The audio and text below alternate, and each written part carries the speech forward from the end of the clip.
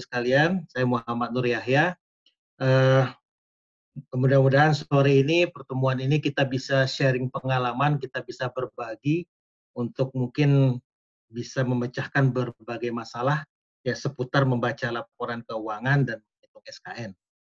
Sebelumnya saya share dulu.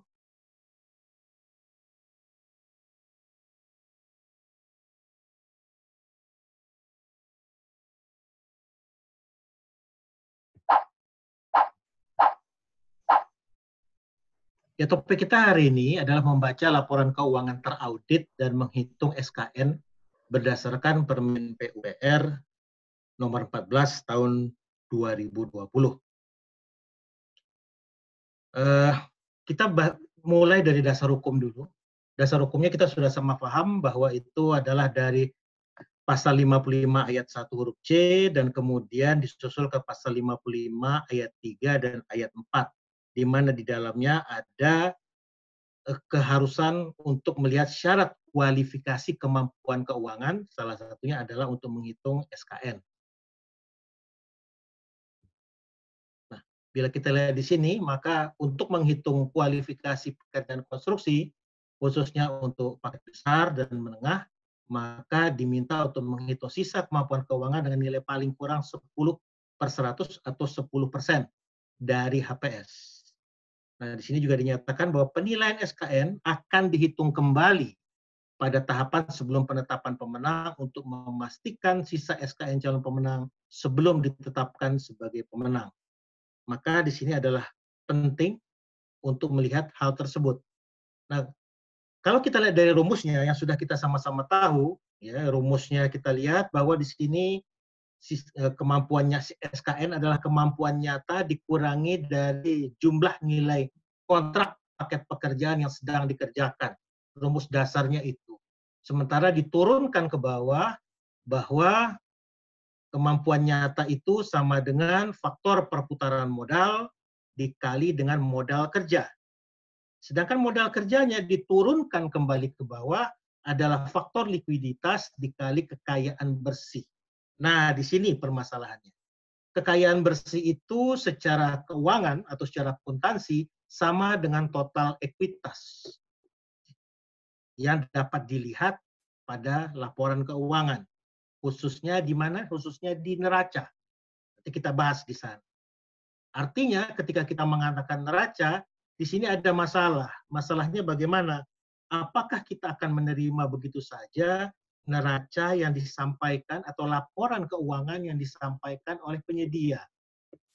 Artinya laporan keuangan yang dibuat secara internal oleh penyedia. Padahal itu akan menjadi penentu untuk menentukan apakah penyedia tersebut lolos kualifikasi atau tidak. Nah, dalam hal ini ada resiko di sini. Ada resiko bagi Pokja. Maka untuk itu kita perlu via independen yang menjadi via pemindah resiko. Dalam hal ini adalah via independennya siapa? Kantor akuntan. Mereka yang secara resmi diangkat atau di-SK-kan oleh Menteri Keuangan dan punya kewenangan untuk membuat laporan audit. Disinilah perlunya adanya laporan audit dari akuntan publik. Nah, maka di sini kita akan lihat nanti. Nah, tentunya sejalan dengan situasi di lapangan, banyak sekali yang bertanya apa bedanya dengan akuntan beregister, akuntan publik dan kantor akuntan publik, laporan keuangan dan laporan audit. Nah, ini akan kita bahas. Nah, dengan adanya kekayaan bersih atau total ekuitas, maka perlu bagi kita Pokja yang umumnya bukan berlatar belakang keuangan untuk sedikit atau cukup memahami mengenai apa sih yang dimaksud dengan laporan audit tersebut dan bagaimana laporan audit tersebut dipresentasikan atau dapat kita gunakan sebagai dasar untuk menghitung SKN. Kita lihat dulu di pengertiannya. Pengertian dari laporan keuangan itu sendiri. Karena di sini ada dua hal sebetulnya. Ada laporan keuangan, ada laporan auditnya, ada opininya. Laporan keuangan ya suatu penyajian terstruktur tentang posisi keuangan dan kinerja keuangan suatu entitas. Jadi yang menyajikannya perusahaan. Tujuannya memberikan informasi mengenai posisi keuangan, kinerja keuangan, dan arus kas entitas. entitas ini siapa? Perusahaan. Secara akuntansi dan secara keuangan yang dimasuk entitas itu adalah perusahaan.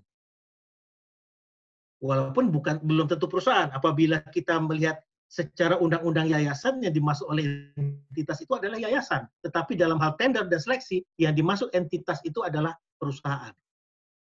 Jadi bermanfaat bagi sebagian besar pengguna laporan keuangan dalam membuat keputusan ekonomi. Kemenangan tender siapapun juga atau kemenangan seleksi itu adalah putusan ekonomi. Siapa yang akan kemudian menggunakan APBN atau APBD untuk mengeksekusi budget pemerintah, untuk melakukan budget spending. Artinya, Pokja dan PPK di sini termasuk pengguna dari laporan keuangan. Nah, dasar hukumnya. Dasar hukumnya sekarang sudah banyak. Mulai dari Undang-Undang Nomor 8 tahun 97 tentang dokumen perusahaan, Undang-Undang Nomor 40 tentang PT, tentang perseroan terbatas, karena kita sama-sama tahu bahwa tender menengah dan tender besar, umumnya peserta adalah PT, perseroan terbatas. Maka wajib kita memahami mengenai Undang-Undang Perseroan Terbatas dengan segala implikasinya. Kemudian ada PP nomor 24 tentang informasi keuangan tahunan perusahaan. Ada PP 64 yang kemudian diubah lagi dengan PP berikutnya tentang informasi keuangan tahunan perusahaan. Ada sekarang yang terbaru Peraturan Menteri Perdagangan nomor 25 tahun 2020 tentang laporan keuangan tahunan perusahaan. Jadi ada sekian banyak aturan yang mengharuskan perusahaan untuk membuat laporan keuangan. Dan sekarang ada RUU pelaporan keuangan yang akan dibahas di DPR tahun depan, yang akan mengharuskan perusahaan memang betul-betul untuk membuat laporan keuangan. Nah, kalau kita lihat di sini ada beberapa hal yang penting yang saya soroti, terutama di Undang-Undang Nomor 8 tahun 97 tentang dokumen perusahaan. Apabila Bapak Ibu lihat di pasal 2 dikatakan bahwa dokumen perusahaan terdiri dari dokumen keuangan dan dokumen lainnya. Kalau kita lihat di syarat kualifikasi, di situ sekarang sudah nyata bahwa dokumen lainnya misalnya NPWP, SIUP, TDP, itu termasuk dalam kategori dokumen lainnya. Sedangkan di undang-undang ini yang disebut lebih dahulu siapa? Dokumen keuangan. Dokumen keuangan hanya tercermin dari laporan audit yang kita minta. Lebih banyak dokumen lainnya yang kita mintakan. Dan di undang-undang ini dokumen keuangan disebut lebih dahulu. Kemudian dokumen keuangan terdiri dari catatan, bukti pembukuan, dan sebagainya. Maka sebetulnya ketika melakukan pembuktian, melakukan klarifikasi ketika kita meminta dalam soal harga, ketika kita meminta tunjuk bahwa ya harga itu apa memang didukung oleh inventory yang tepat, misalnya ada persediaan dan sebagainya, sah-sah saja. Karena ini termasuk dari dokumen keuangan. Sini disebutkan catatan, terdiri dari neraca tahunan, perhitungan laba rugi. Artinya undang-undang juga menjamin bahwa laporan keuangan itu terdiri dari sekian banyak dokumen. Ada neraca, ada perhitungan laba rugi, ada rekening. Jadi ketika Pokja meminta rekening ya sebetulnya sah-sah saja karena dilindungi oleh undang-undang. Jurnal transaksi harian, setiap tulisan, bayangkan itu. Artinya dokumen keuangan itu memang dijamin oleh undang-undang. Nah, di sisi lain di peraturan Menteri Perdagangan tahun nomor 25 tahun 2020 ada tentang pelaporan keuangan tahunan perusahaan. Di sini diminta untuk menyampaikan laporan keuangan tahunan perusahaan pada pasal 3 ayat 1 huruf A.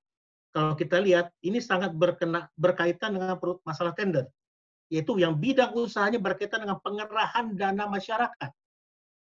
Penggunaan APBN dan APBD adalah penggunaan pengerahan dana masyarakat. Memiliki jumlah aktiva atau kekayaan paling sedikit 25 miliar. Kalau kita lihat aktiva dengan kekayaan artinya cuma di sisi ekuitasnya saja, modalnya saja. Tetapi kekayaan lebih kecil lagi. Nanti kalau kekayaannya sudah 25 miliar, atau aktivanya sudah 25 miliar, maka kekayaannya kan lebih kecil lagi. Jadi yang lebih kecil dari kekayaan 25 miliar, karena aktiva 25 miliar. Sini, aktiva itu adalah kewajiban ditambah dengan ekuitas. Jadi lebih kecil dari kekayaan 25 miliar di sini sudah harus membuat laporan keuangan, melaporkannya ke Menteri Perdagangan. Apa saja di sini yang dimaksud dengan laporan keuangan? Neracanya, laba rugi, laporan perubahan ekuitas, laporan arus kas, dan catatan. Artinya laporan keuangan itu semuanya lengkap. Ada neraca, ada laba rugi, ada perubahan ekuitas, ada arus kas, ada catatan. Bukan hanya selembar neraca saja. Karena selembar neraca saja tidak mungkin dilakukan proses audit. Ini banyak juga pertanyaan di lapangan. Bahwa ada yang memasukkan, penyedia memasukkan hanya selembar neraca. Itu tidak ada dalam praktek pembuatan laporan keuangan yang sehat, selembar neraca itu bisa diaudit. Yang bisa diaudit adalah laporan keuangan secara full, yaitu terdiri dari seperti ini. Mulai dari neraca sampai ke catatan atas laporan keuangan. Di pasal 5 jelas bahwa yang disampaikan kepada pemerintah harus yang telah diaudit oleh akuntan publik.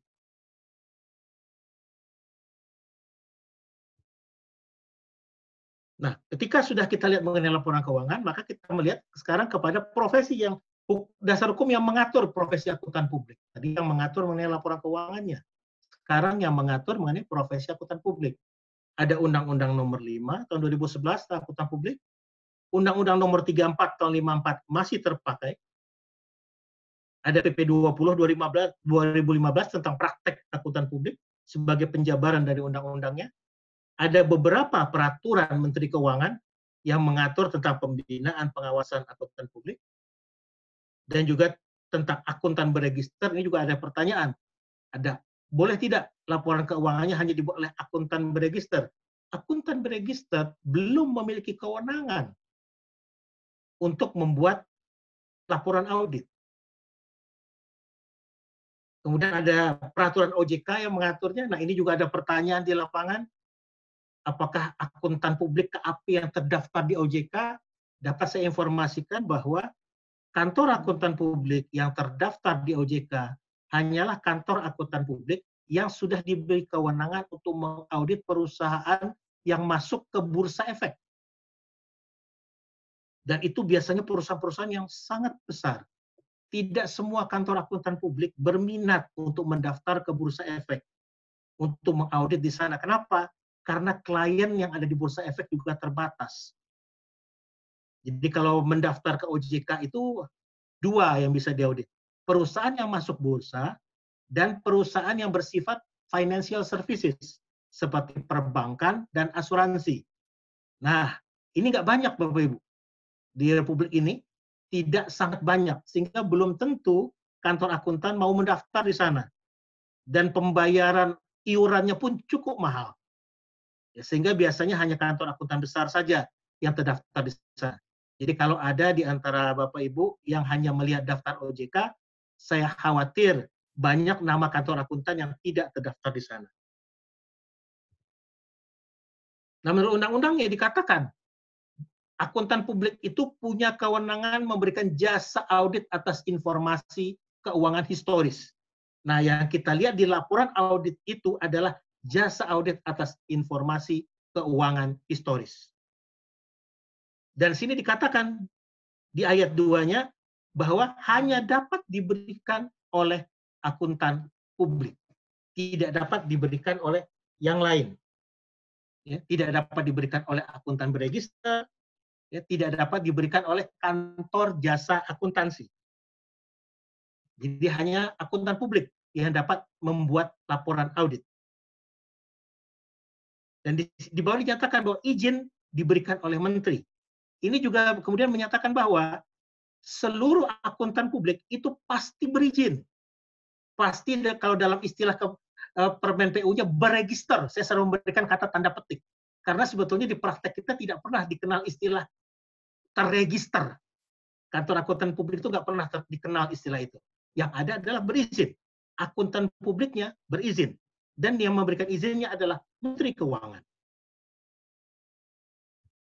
Nah, kalau kita beralih sekarang kepada kantor akuntannya, kalau tadi akuntan publiknya, Bapak Ibu bayangkan, akuntan publiknya itu punya izin. Kantor akuntannya juga punya izin. Jadi ada dua ini. Ada orangnya, ada kantornya. KAP-nya juga diberikan izin oleh Menteri Keuangan. Jadi tidak bisa hanya satu. Orangnya dan kantornya masing-masing punya izin. Kantornya itu bentuknya bisa perorangan, bisa persekutuan perdata, bisa firma, bisa bentuk lain yang disetujui oleh Menteri Keuangan. Saat ini umumnya bentuknya hanya perorangan, persekutuan perdata, atau firma. Paling banyak adalah persekutuan perdata. Karena kalau perorangan, kalau satu orang itu misalnya sakit atau berhalangan tetap, maka kantornya kemudian beku, tidak bisa berpraktek. Karena yang menandatangani laporan hanya satu.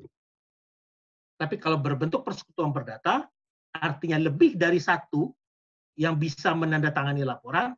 Kalau satu orang itu mungkin berhalangan tetap, misalnya meninggal atau sakit berat atau sebagainya, ya. Nah, yang partner yang lain bisa menandatangani. Jadi umumnya sekarang banyak memilih persekutuan perdata. Artinya ada dua atau lebih akuntan publik yang bergabung di dalam satu kantor akuntan.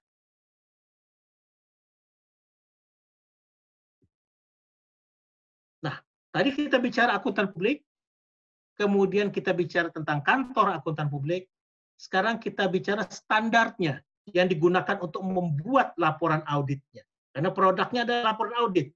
Banyak sekali standar yang digunakan, Bapak Ibu. Tergantung yang mau diaudit ini apa. Kalau yang berhubungan dengan perusahaan yang akan ikut tender, maka yang saya berikan warna merah, itulah yang digunakan.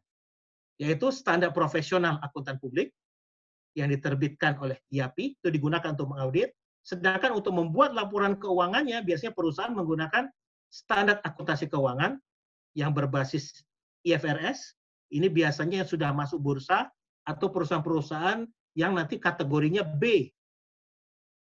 Tender-tender besar, umumnya mereka menggunakan standar akuntansi keuangan berbasis IFRS. Tetapi kalau tender-tender kategori menengah, nah ini umumnya perusahaan-perusahaan tersebut menggunakan standar akuntansi keuangan entitas tanpa akuntansi publik, SAK etap. Dia lebih ringan standarnya dibandingkan yang nomor 3, yang nomor 4 ini.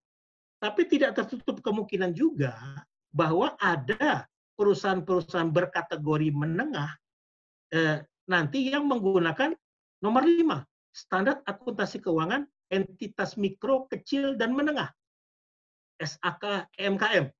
Ini lebih ringan lagi dibanding nomor 4. Jadi kemungkinannya pada tender menengah, kalau Bapak Ibu nanti membaca di opini, mereka rata-rata menggunakan SAK etap yang nomor 4 atau SAK MKM.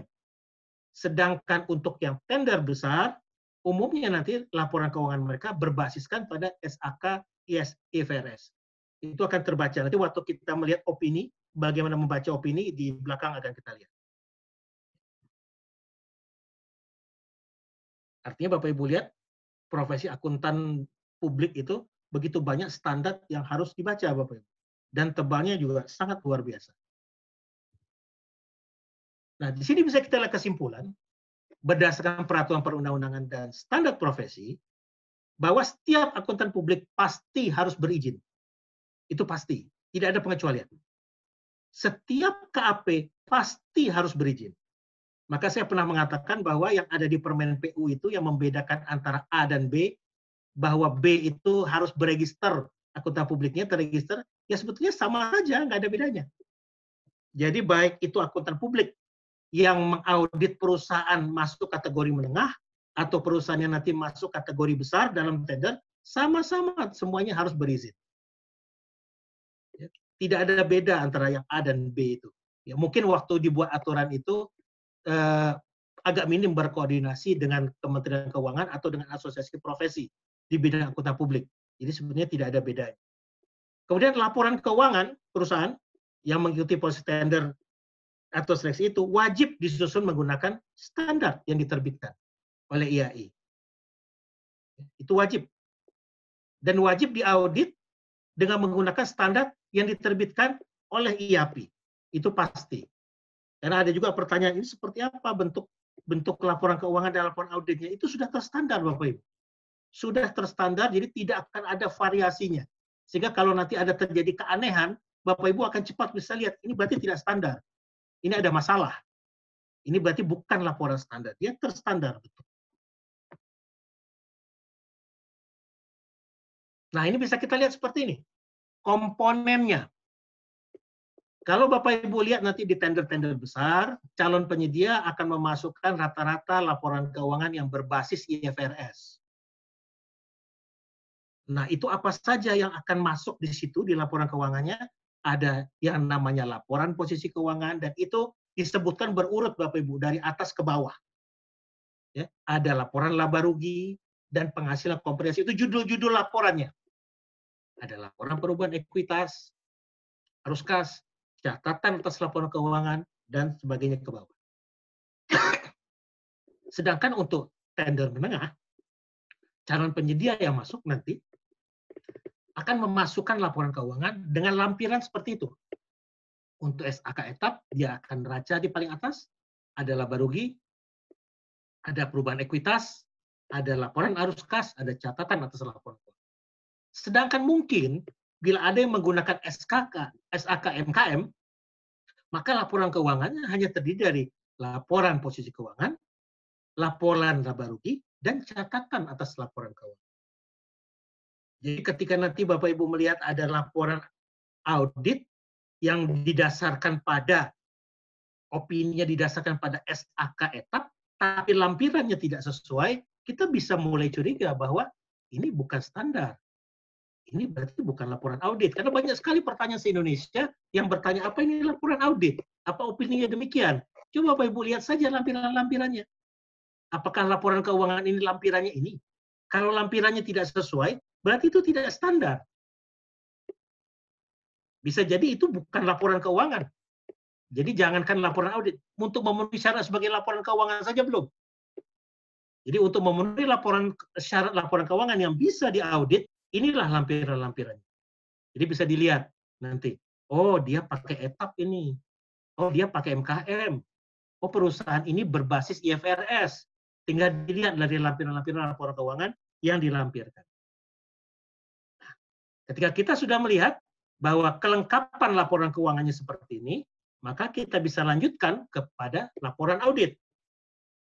Ya, laporan audit pada hakikatnya adalah media yang dibuat oleh auditor independen dalam mengkomunikasikan hasil dari serangkaian proses audit dalam bentuk opini. Jadi bentuk akhirnya adalah opini yang ditujukan kepada pihak yang berkepentingan. Nah, pihak berkepentingan ini siapa? Banyak Bapak Ibu pihak berkepentingan. Contohnya perbankan. Kenapa? Karena rupanya perusahaan ini mengambil kredit dalam jumlah besar di bank, sehingga diwajibkan audit tiap tahun. Maka bank berkepentingan untuk melihat laporan. Atau perpajakan, kantor pajak. Kenapa? Karena tiap tahun memasukkan SPT. Sehingga laporan auditnya sangat terkait dengan nilai pajak yang dibayarkan. Yang lain siapa? Pemegang saham. Sebagai pemegang saham, si pemegang saham berkepentingan atas laba perusahaan. Nah, tentunya laba perusahaan yang angkanya telah diaudit menjadi final untuk menjadi dasar pembayaran dividen. Siapa lagi misalnya? Pemerintah.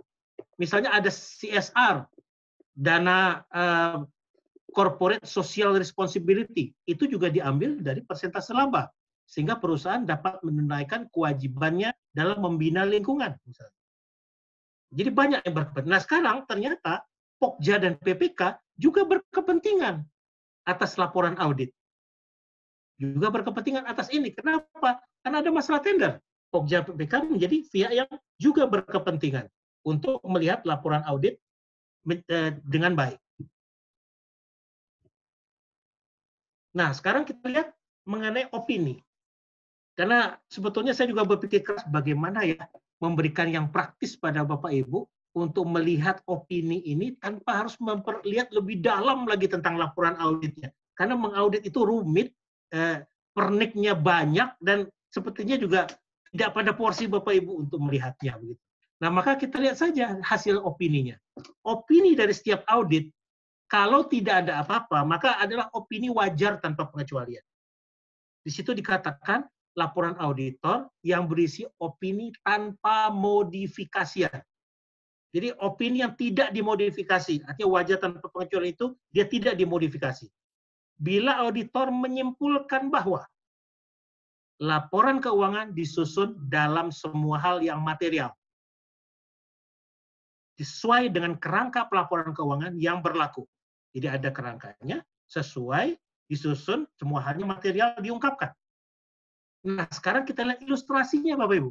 Kemarin kan banyak sekali pertanyaan. apa ini benar atau laporan auditnya yang dilampirkan, yang selembar itu. Nah, Bapak Ibu nanti bisa cek. Pertama, untuk melihat mengenai ini apakah opini wajar tanpa pengecualian. Pertama dilihat, paling atas pasti ada judul. Judulnya apa? Laporan auditor independen. Ini judul. Yang kedua ada pihak yang dituju. Ada kepadanya. Itu kliennya. PT apa, alamat di mana. Itu pasti ada.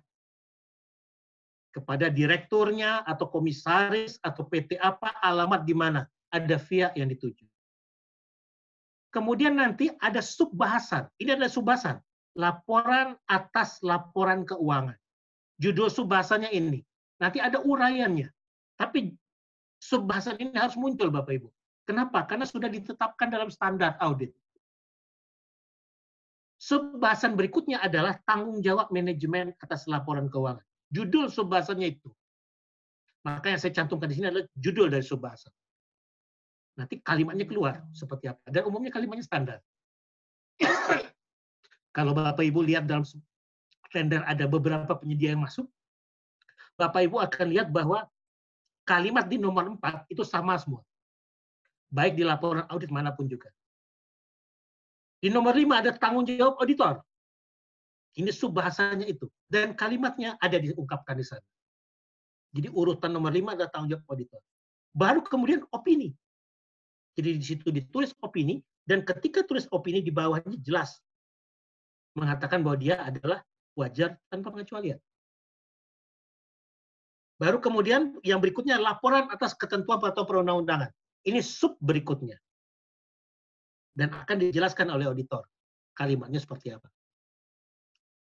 Baru kemudian nama KAP disebut, ditandatangani, nama akuntan publiknya disebutkan, nomor registernya disebutkan, nomor register KAP-nya disebutkan, kecuali bila sudah ada di KOP.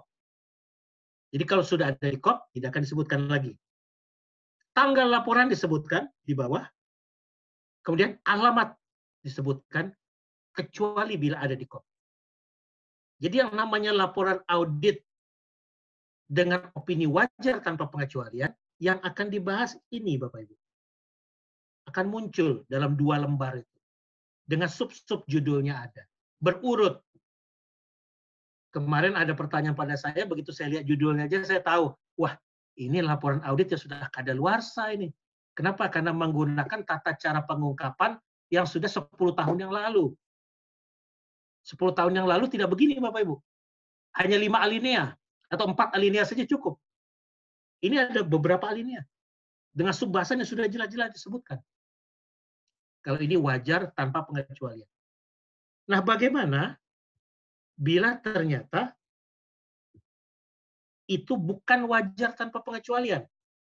Namanya adalah opini modifikasian. Nah, kalau dia bukan wajar tanpa pengecualian, dia ada beberapa pilihan. Misalnya bagaimana? Bila laporan keuangan mengandung salah saji material untuk sifat tadi, soal ketepatan kebijakan akuntansi, atau soal penerapannya atas kebijakan yang dipilih, atau ketepatan atau kecukupan pengungkapan dalam laporan keuangan. Misalnya kurang tepat memilih kebijakan, kurang tepat dalam penerapan, kemudian kurang diungkapkan, maka ada pilihan di sini. Kalau yang sifatnya ini, pilihannya bagaimana? Apakah itu material dan tidak berpengaruh luas? Kalau dia material dan tidak berpengaruh luas, nanti opininya pasti wajar dengan pengecualian. Tetapi bila dia material dan berpengaruh luas, oleh auditor yang nanti beranggapan begitu, pasti opininya tidak wajar. Nah, ada lagi yang lain. Apabila ternyata laporan keuangan itu pada waktu diaudit, auditornya tidak mampu untuk memperoleh bukti audit yang cukup. Tidak mampu diperoleh bukti audit yang cukup. Jadi kita sama-sama tahu, ketika mengaudit harus diperoleh bukti audit yang cukup untuk menyatakan pendapat. Kenapa? Ada kondisi di luar pengendalian entitas, misalnya terjadi kebakaran, habis dokumen. Kondisi yang berkaitan dengan sifat atau waktu dari pekerjaan auditor. Misalnya, waktunya sangat terbatas, sedangkan dibutuhkan waktu sebetulnya yang lebih lama lagi. Atau dibatasi. Auditornya mau mengaudit gudangnya, tapi dibilang kalau bisa tidak usah diaudit, Pak. Nah, itu dibatasi. Nah, kalau seperti itu, maka opininya nanti biasanya wajar dengan pengecualian kalau tidak berpengaruh luas, tapi kalau berpengaruh luas, umumnya auditor akan melakukan opini tidak menyatakan pendapat. Kalau auditor menyatakan demikian, maka bentuk laporan auditnya seperti apa? Karena beberapa hari yang lalu ada yang mengirim ke saya, seperti ini bagaimana Pak? Ya ini memang tidak menyatakan pendapat, karena subjudulnya ini sudah begitu. Ini dulu, wajar dengan pengecualian. Berisi opini wajar dengan pengecualian yang diakibatkan oleh adanya salah saji material dalam laporan keuangan. Maka Bapak Ibu bisa lihat bedanya tadi dengan wajar tanpa pengecualian. Seperti apa? Bedanya di nomor 6 dengan nomor 7 ini. Yang lain sama. Ada judul, ada VAD 7, ada laporan atas laporan keuangan, ada tanggung jawab manajemen, dan tanggung jawab auditor, sama persis. Hanya di nomor 6, judulnya beda. Di nomor 6, judulnya basis untuk opini wajar dengan pengecualian. Ada judulnya. Jadi auditor akan menyatakan mengapa dia harus mengeluarkan opini wajar dengan pengecualian. Kenapa? Sebabnya harus disebutkan. Dan yang nomor 7, dia menyebutkan opininya. Apa yang pengecualiannya? Dia akan menyebutkan. Nomor 6 dengan nomor 7 ini beda.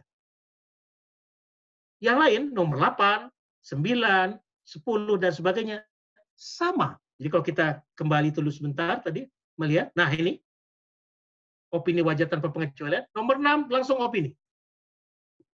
Tapi kalau dia wajar, dengan pengecualian, maka nomor 6 dan 7 muncul. Apa basisnya, dan apa opini wajar dengan pengecualian. Ini adalah judulnya. Nanti uraiannya, auditor akan mengeluarkan kalimatnya. Ada lagi, opini juga wajar dengan pengecualian, diakibatkan oleh ketidakmampuan. Kalau tadi diakibatkan oleh kesalahan penyajian. Kita lihat lagi tadi tabelnya, ini dia salah penyajian. Nih. Sekarang yang kedua, ketidakmampuan untuk memperoleh bukti audit yang cukup. Sama juga. Nomor 6 dengan nomor 7 muncul. Tapi penyebabnya yang berbeda. Karena tadi di matriks ada 2 dia. Hal yang lain sama. Jadi Bapak Ibu bisa fokus untuk melihat yang nomor 6 dan nomor 7 itu. Subjudul itu.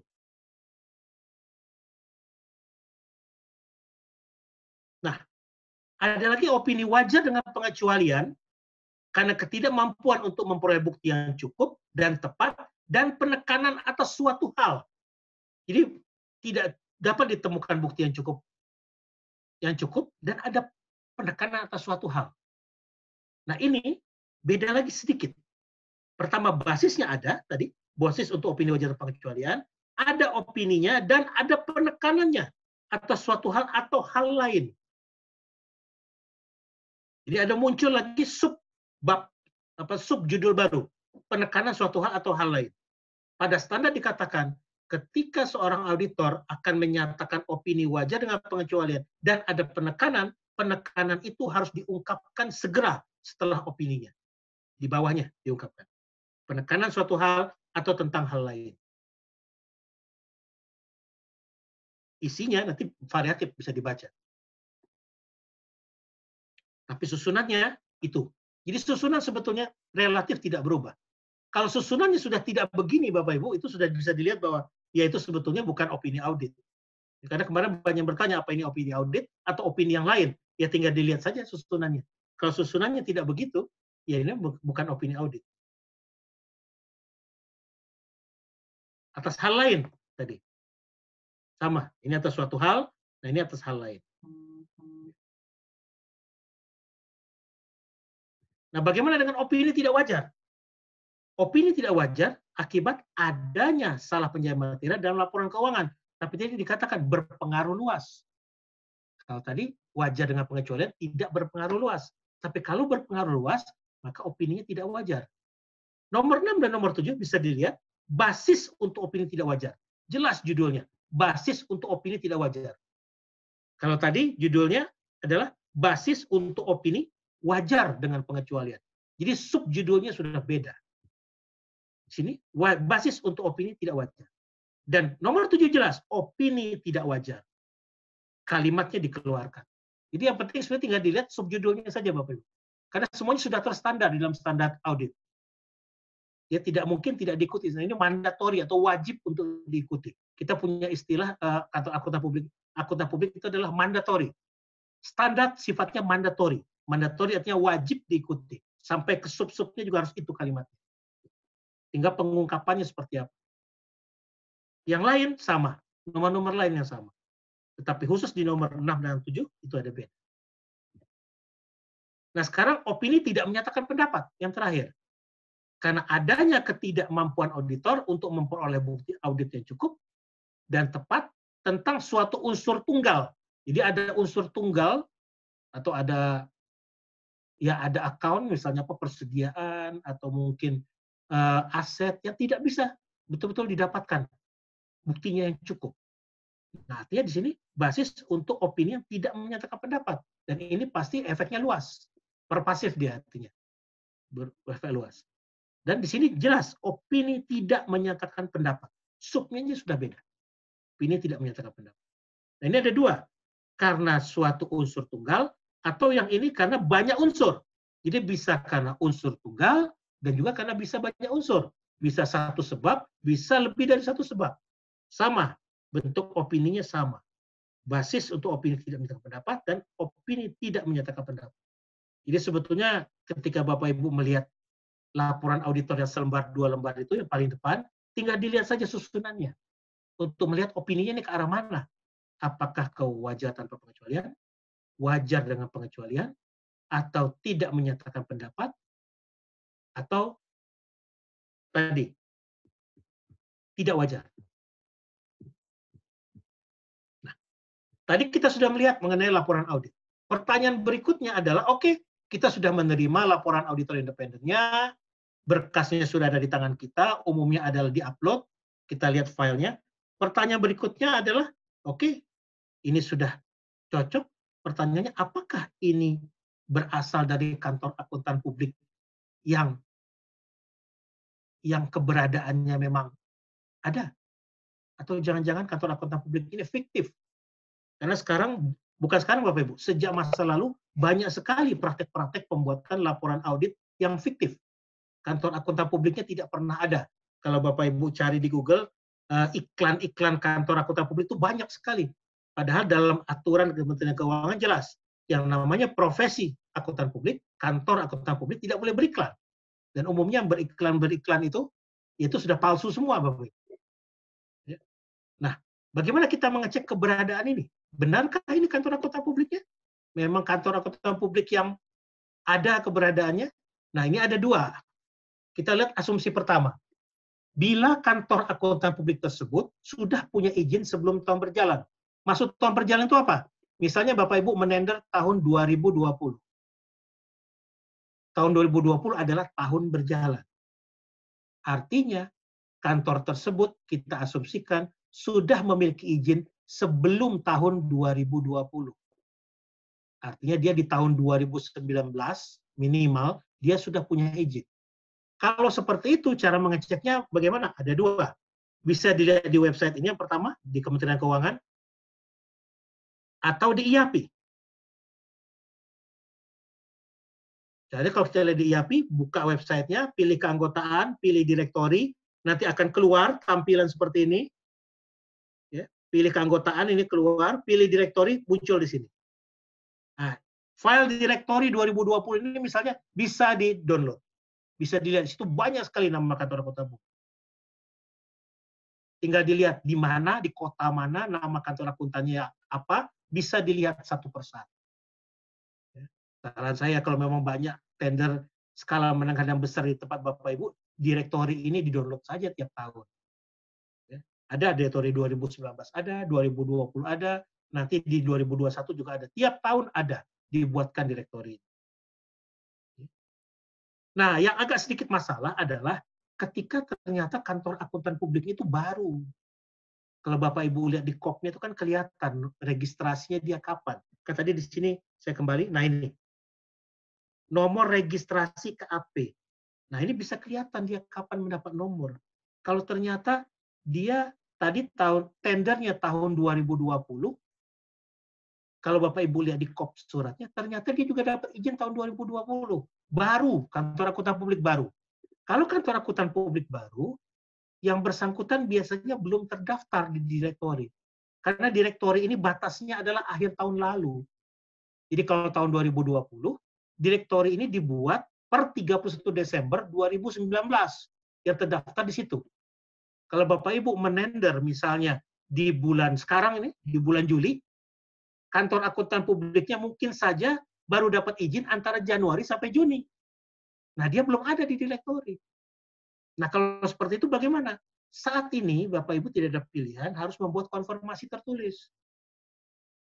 Bisa ke P2PK, Pusat Pembinaan dan Pengawasan Profesi Keuangan, atau bisa melakukan konfirmasi tertulis ke IAPI. Silakan langsung saja ke tim ad hoc pemberantasan KAP, AP, atau LAI palsu di IAPI. Silakan dialamatkan surat ke sana.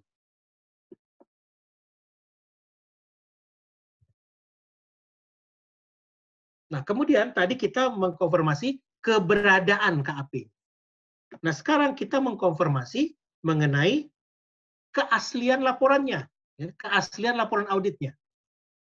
Karena bisa jadi KAP-nya memang eksis, tapi ternyata laporan auditnya palsu, banyak. Jadi bisa jadi KAP-nya palsu, apalagi laporan auditnya, tapi bisa jadi KAP-nya memang ada, tapi laporan auditnya palsu. Ini banyak masalah, Bapak Ibu. Banyak karyawan KAP itu yang kemudian keluar, dia sudah tahu praktek membuatnya, dan kemudian dia melakukannya di luar, tanpa setahu mantan kantor akuntannya. Itu banyak kejadian seperti itu. Jadi pemalsuan itu marak terjadi. Nah, untuk hal ini, saya sangat menyarankan Bapak Ibu untuk melakukan konfirmasi tertulis. Sekarang kan bisa by email, bikin suratnya by email, nanti dijawab. Karena dalam waktu 6 hari, TPAP IAPI akan menjawabnya. 6 hari kerja, itu akan dijawab. Jadi silakan Bapak Ibu. Ya, di situ ada nomor, ini ada nih Bapak Ibu, di website-nya ada ini. Saya mengambil dari website IAPI, ada nomor ini, silakan. Ya, untuk dilakukan konfirmasi. Saya juga ingatkan ada beberapa kawan-kawan yang kemudian me-WA saya untuk bertanya. Saya akan menjawabnya dengan hati-hati itu. Tapi saya juga ingatkan, saya bukan otoritas ya. Jadi jangan hanya karena dengan me-WA saya, kemudian Bapak Ibu menggugurkan. Kalau diperlukan jawaban yang lebih detail, sebaiknya melakukan konfirmasi. Karena saya tidak punya otoritas untuk itu. Apalagi Bapak Ibu kemudian hanya memberikan selembar kertas yang beberapa halnya dicoret sehingga tidak ketahuan yang mana. Maka saya seringkali menjawabnya bahwa sepertinya itu adalah bagian dari laporan audit. Nah, saya sangat hati-hati menjawabnya karena memang tidak boleh mengatakan dengan straight to the point atau suatu dokumen yang tidak utuh diberikan. Jadi sangat saya sarankan kepada Bapak Ibu untuk mendapatkan jawaban dari otoritas yang berwenang. Silakan menyurati. Sekarang memang masih harus konfirmasi tertulis Bapak Ibu. Tapi dengan email kan bisa dijawab dengan cepat. Mudah-mudahan di masa depan akan ada yang bisa kita konfirmasi by system.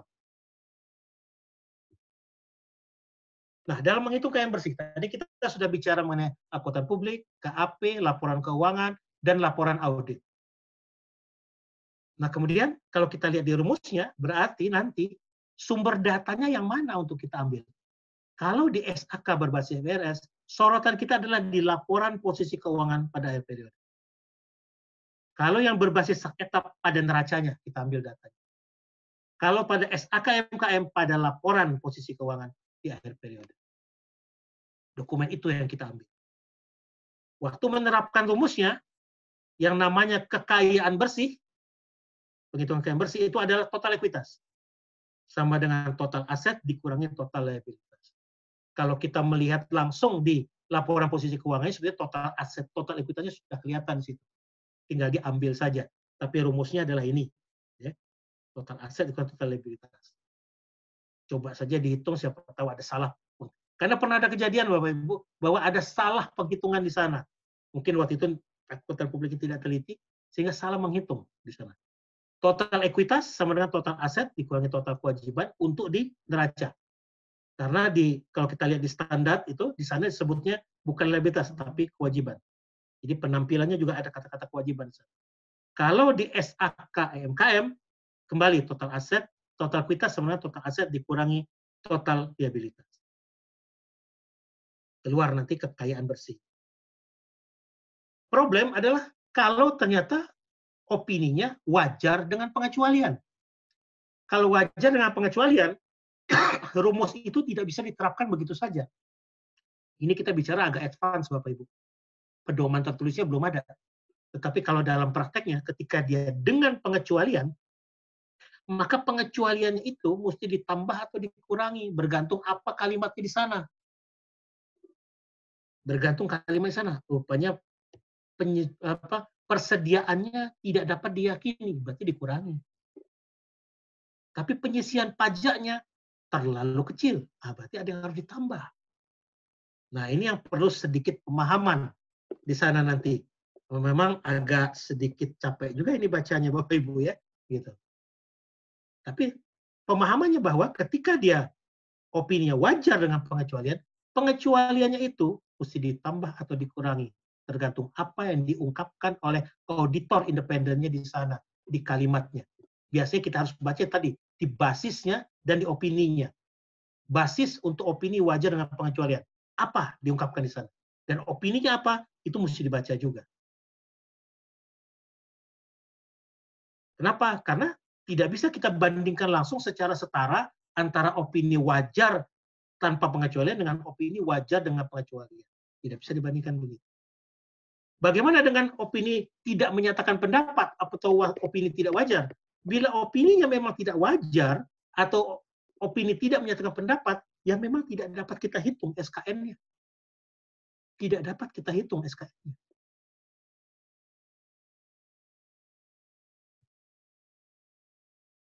Nah, kalau kita lihat di rumusnya nih, dalam menghitung, ini saya ambil langsung dari slide di permen PU-nya, untuk sama saja kita lihat kan. Rumusnya tadi sudah ada, ini ada cara menghitungnya di sini bila kondisi sedang tidak ada pekerjaan yang dikerjakan. Artinya sigma E-nya tidak ada, 0. Kalau sigma E-nya 0, maka SKN langsung menjadi KN. Langsung. Tidak ada pengurang lagi. Ya. Tidak ada faktor pengurangnya lagi. Karena sigma E-nya menjadi 0. Kemudian bagaimana bila kondisi sedang ada pekerjaan yang dikerjakan? Ada pekerjaan yang ongoing. Ada kontrak yang ongoing. Artinya ada faktor pengurang di sini, di sigma E.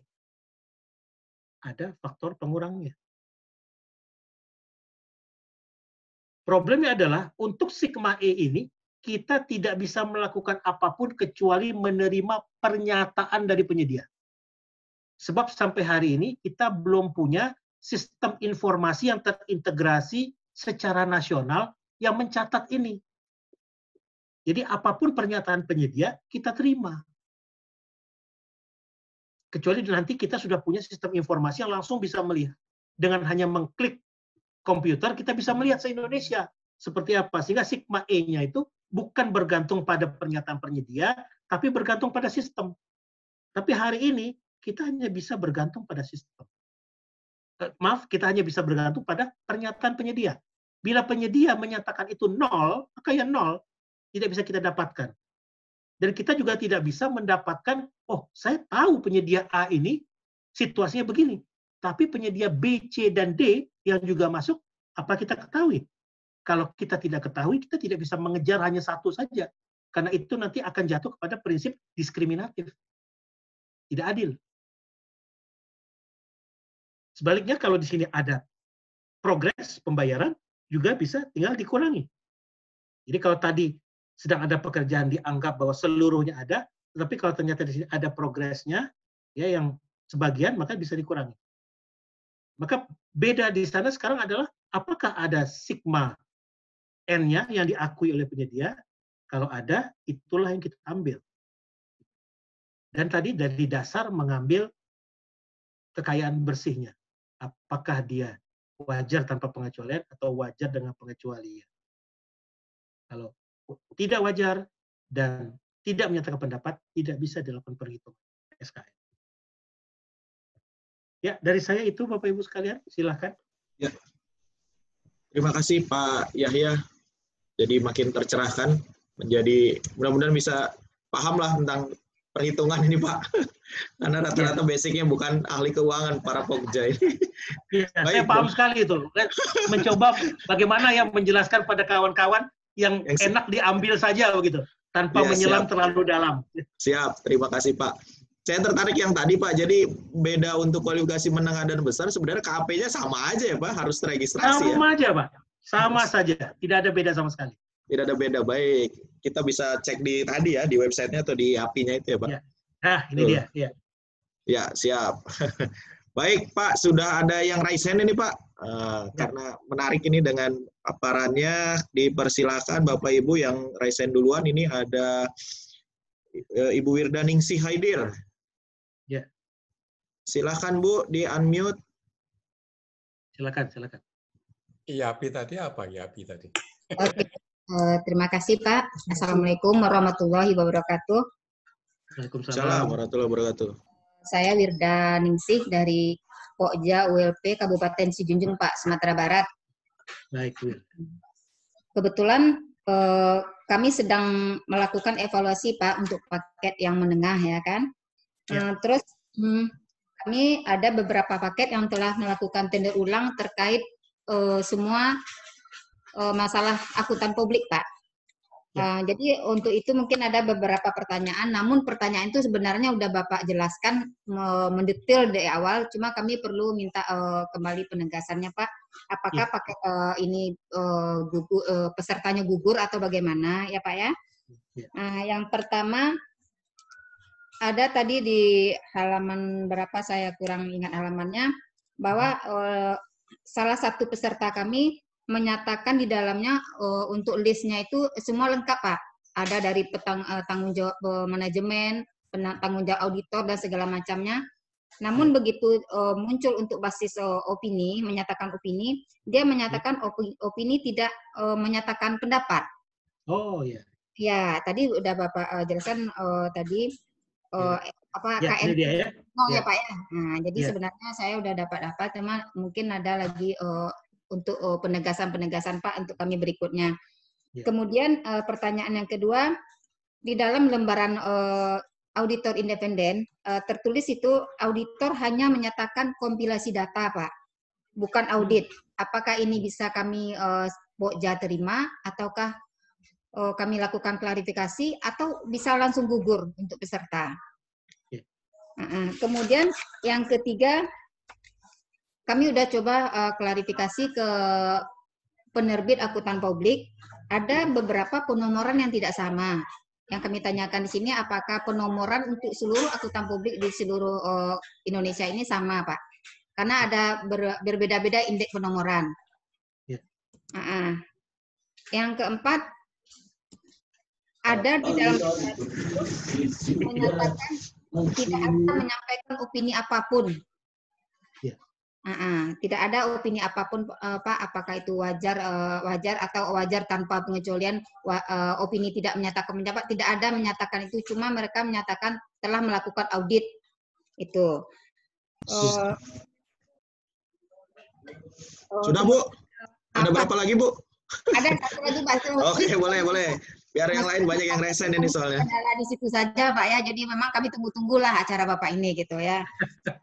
Artis. Kemudian itu nanti Pak ada di situ kita menyatakan tertulis ya Pak ya kepada tadi ke konfirmasi tertulis kepada tim ad hoc ya, tadi pemalsuan audit akuntan publik ya Pak ya. Apakah ada dasar kekuatan hukum untuk kami Pak begitu kami dapat bahwa ini adalah palsu?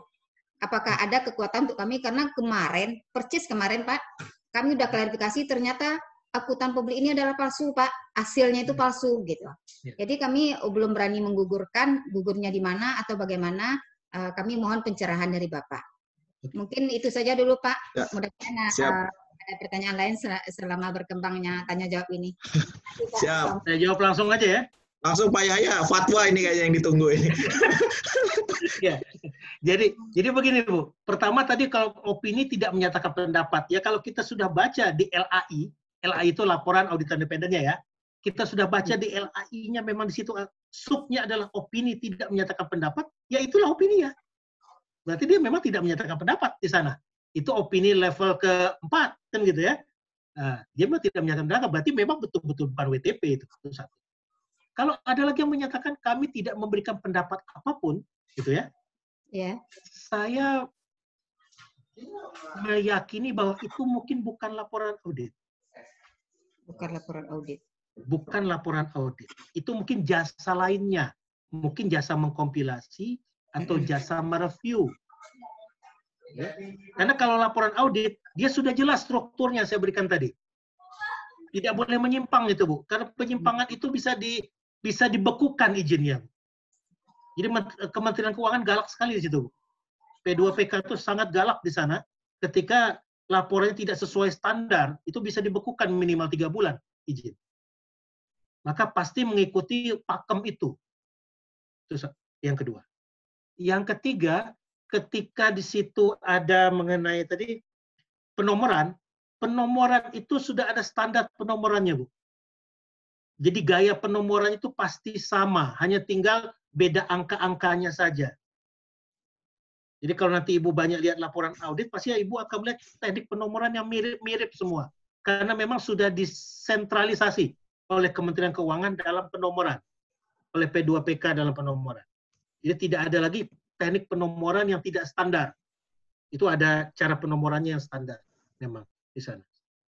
Nah, kemudian mengenai review. Judulnya aja sudah review.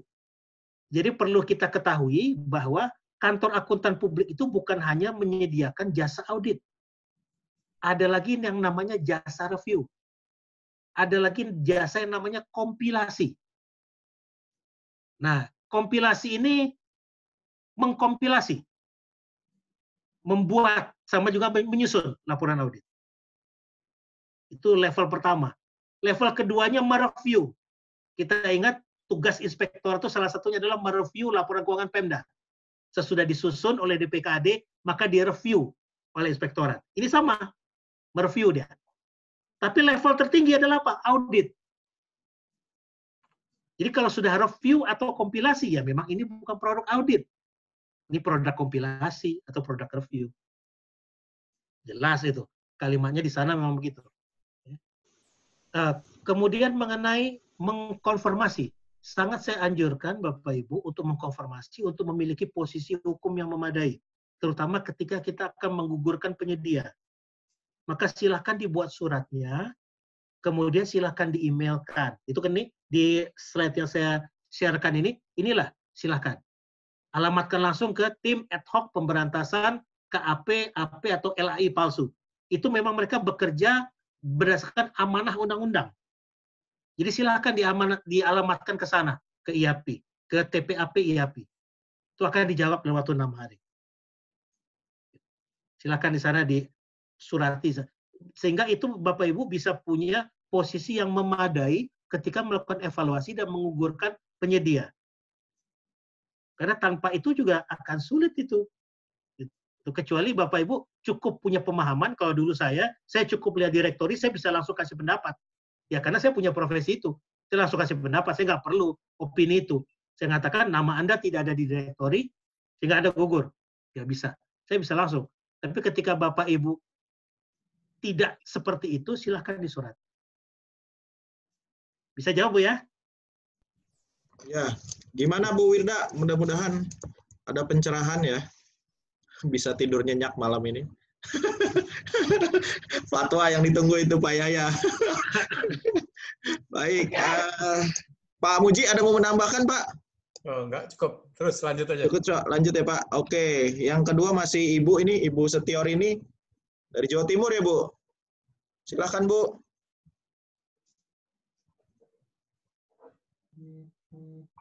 Ya silakan Bu, sudah. Iya, Assalamualaikum warahmatullahi wabarakatuh. Saya sebagai Pokja Pak, mau bertanya, kalau sudah ada laporan dari akuntan publik, apakah masih diperlukan juga surat pernyataan dari manajemen Pak? apakah itu sesuai atau tidak sesuai begitu, Pak? Terima kasih. Baik, Bu. Jadi begini, laporan keuangan itu pada dasarnya yang membuat adalah manajemen, bukan akuntan, Bu. Oh, Jadi gitu kalau ya, kita Pak? lihat, iya. Jadi kalau kita lihat itu, Bu, ada laporan keuangan, paling atas kan laporan auditor independen, paling atas lampirannya. Laporan keuangan yang membuat itu adalah manajemen, bukan auditornya, Bu, yang membuat. Karena dilarang auditor membuat dan mengaudit sekaligus.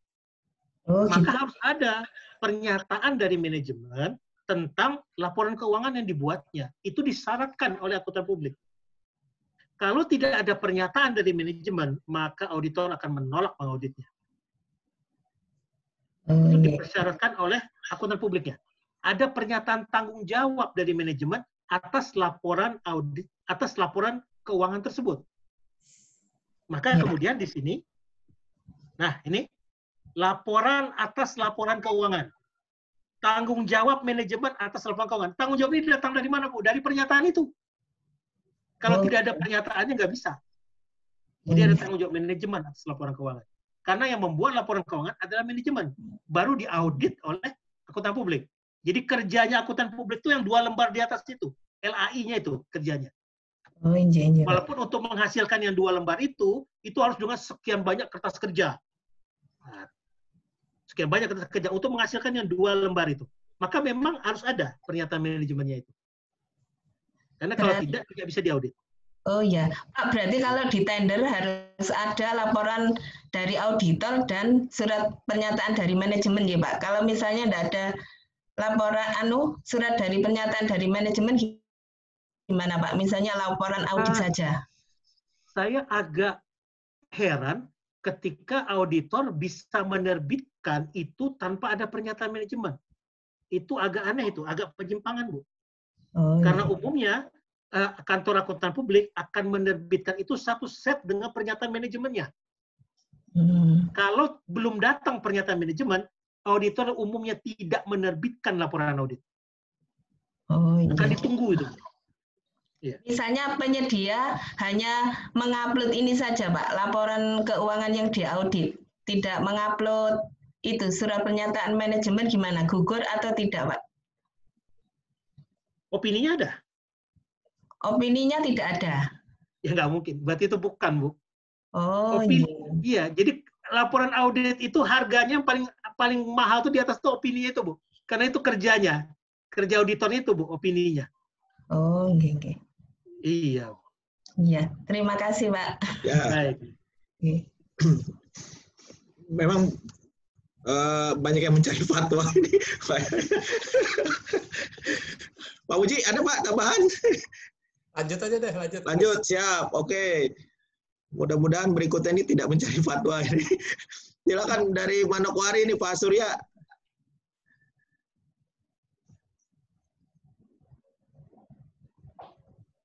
Pak Surya, di-unmute silakan. Selamat malam, Pak. Di sini udah malam nih. Ya, malam Pak Surya. Malam. Ya, Pak Yahya gini, satu aja pertanyaan saya gini. Ada laporan keuangan yang kami dapatkan. Kebetulan dia tidak menyampaikan halaman yang ada tanda tangannya. Sama ucap lah. Mungkin tidak diupload gitu ya. Terus ketika kami evaluasi, yang bersangkutan mengatakan bahwa ini sudah ditandatangani secara elektronik laporan tersebut itu. Nah, kira-kira dalam standar laporan keuangan, apakah tanda tangan elektronik pun legal atau tidak, Pak, dalam terkait dengan keabsahan? Yang kan tadi dalam laporan kan ada tanda tangan, Pak, ya, tanda tangan akuntan publik. Nah, terus disampaikan sama yang bersangkutan bahwa itu sudah ditandatangani secara elektronik. Apakah sah, boleh atau tidak, Pak? Itu kira-kira. Di pedomannya itu harus ditandatangani langsung, Pak. Ya, jadi yang elektronik tidak bisa, Pak, ya? Iya. Dan bahkan bukan hanya itu, Pak. Setelah ditandatangani sekarang dalam pembaharuan sekarang itu harus pakai QR code. Harus ada tambahan QR code-nya. Iya. Sekarang. Itu baru aja kita dapat sosialisasi 2 hari yang lalu, Pak. Oh, baik, Pak. Ya, terima Jadi kasih, bukan Pak. hanya tanda tangan, harus ada QR code-nya, Pak. Sekarang. Baik, Pak. Ya, baik. Terima kasih, Pak. Ya. Baik. Ya. Siap.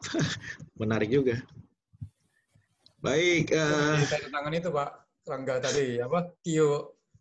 Yang kotak itu loh ya. Ya kan, Pak? Iya. Ada ya? Iya, betul, Pak. Betul, Pak. Ya, itu QR code. Surya Miharja. Apakah ada kotak itu enggak? Jadi kalau sudah ada kotak itu kan memadai itu. Ada QR code-nya nggak Pak Surya? Kayak sertifikat dari Pak Muji kan ada QR code tuh. Ada kan? Ya, sekarang kantor akuntan publik diminta menertibkan diri oleh Kementerian Keuangan untuk juga menerbitkan QR code-nya. Karena untuk mencegah pemalsuan, untuk itu harus ada QR code sekarang. Dan memang masih banyak KAP yang belum melakukan itu. Belum ada QR code. Hanya berupa tanda tangan. Nah, tapi sudah diminta itu. Sudah wajib itu sekarang. Itu setara dengan tanda tangan, Pak ya? Pak Nur ya? Kenapa, Pak? Setara dengan tanda tangan itu ya kan? Sama Iya, dengan tanda tangan. Ya, ada dua-duanya, Pak, diminta. Karena di standar dikatakan ditandatangani, Pak. Di standar ada kata-kata ditandatangani. Jadi dua-duanya harus ada ya Pak ya? Harus ada, Pak, untuk pengaman, Siap. Pak. Karena laporan auditor rawan sekali untuk dipalsukan, Pak. Betul Pak, sepakat. Baik, makin menarik ini Bapak Ibu. Baik, berikutnya silakan Pak Hambali. Boleh di-unmute Pak.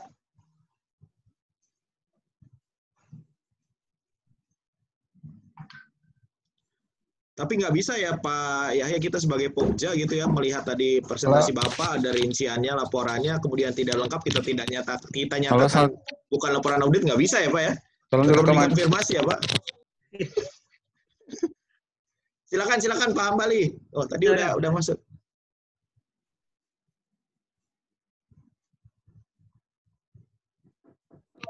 Halo, Ya selamat malam Pak. Malam. Silakan Pak. Dari mana Pak? Dari Manokwari juga Pak Surya. Oh, Saya Surya Pak. Ya. Kalau ini jadi putus-putus Pak. Ini satu aja Pak pertanyaannya loh. Ya, sudah. silakan. Ini Pak, kalau tadi disebutkan bahwa kalau misalnya laporan dengan terstandar itu dari si akuntan publiknya ataupun dengan harus terkonfirmasi, seandainya nih konfirmasi tapi belum mendapat jawaban dari pihak berwenang yang tadi yang di slide itu sampai pastinya berakhir, ini kira-kira bagaimana? Jelas Pak? Gimana Pak? Suaranya nggak jelas Pak. Halo? Iya. Gimana Pak? Halo? Iya. Dari... Silakan. Seandainya keuangan tadi dari sisa dia tersebar atau ke aset publiknya sendiri, baik dari sisi kantor maupun ininya. Kalau sayanya Pokjanya nih Pak, konfirmasi, tadi sudah disebutkan, tetapi dia belum mendapat jawaban sampai batas akhir proses berakhir, itu kira-kira gimana tuh Pak? Tadi kan di slide presentasi saya ada nomor HP, ada nomor email dan sebagainya, dihubungi langsung Pak. Kantor IAP langsung dihubungi Pak untuk meminta itu. Iya. Jadi waktu saja Pak. Iya, maksud saya Pak, seandainya belum ada jawaban dari pihak yang bersangkutan, dan sedangkan batas evaluasi di Pokjanya itu sudah mau berakhir, ini gimana nih Pak? Saya kemarin mendapat jawaban dari anggota TPAP, mereka mengatakan kita akan jawab dalam 6 hari kerja. Saya nggak bisa berandai-andai Pak. Kalau tidak ada jawaban, di mana saya harus menghitung SKN tanpa jawaban itu, saya akan berhenti Pak. Nggak mau saya lanjutkan. Karena risikonya dari saya. Kalau saya Pak. Tapi kalau Bapak kemudian berinisiatif bahwa oke, saya hitung saja tanpa jawaban, ya resiko kan di tangan Bapak. Tergantung mau kita ambil resiko atau tidak. Pak Hambali sudah pernah kejadian seperti itu gitu? Sudah nyoba Pak? Belum sih Pak, kalau belum. Enggak, masih coba Pak. Maksudnya karena ini kan misal nih karena tahu nih lewat 6 hari, tapi kan belum ada konfirmasinya. Sedangkan kan sekarang dengan PUPR ini kan memang SKN ini menjadi ramai begitu. Seandainya tadi yang saya bilang kayaknya belum dapat jawaban kayak mungkin dari sisi apakah ini untuk asli atau su aspal lah kurang lebih. Nah ini kira gimana ngambil keputusannya? Sedangkan kan untuk lisensi resminya kan ya tadi yang slide itu yang resminya kurang lebih. Oke, siap. Ya, artinya ada kekhawatiran Pak Yahya kalau sampai 6 hari belum dijawab. Tapi ya saran Pak Yahya tadi, dicoba dulu itu komitmen dari IAP-nya ya Pak untuk menjawab ya. Iya, itu komitmennya. Oh oke, baik Pak. Karena Iya. itu memang sekarang mau diberantas habis Pak. Jadi pasti ada responsif di sana. Gitu. Siap. Oke, Pak Muji ada tambahan Pak? Iya, baik. Ya, sepakat aja ya. Silakan, siap. Terus. Jadi mudah-mudahan segera direspon. Apalagi kalau sudah dikasih nomor handphone tuh biasanya lebih cepat ya Pak Yahya ya. Iya, kan itu ada nomor handphone tuh di situ. Iya, Saya berarti pikir orang Indonesia bisa sakit kepala deh kalau dia betul Pak. Itu komitmen tinggi itu kalau udah nyantumin nomor handphone itu. Pengalaman ada di Pak Muklis soalnya. Baik, berikutnya Pak Kurniawan Pak, silakan Pak.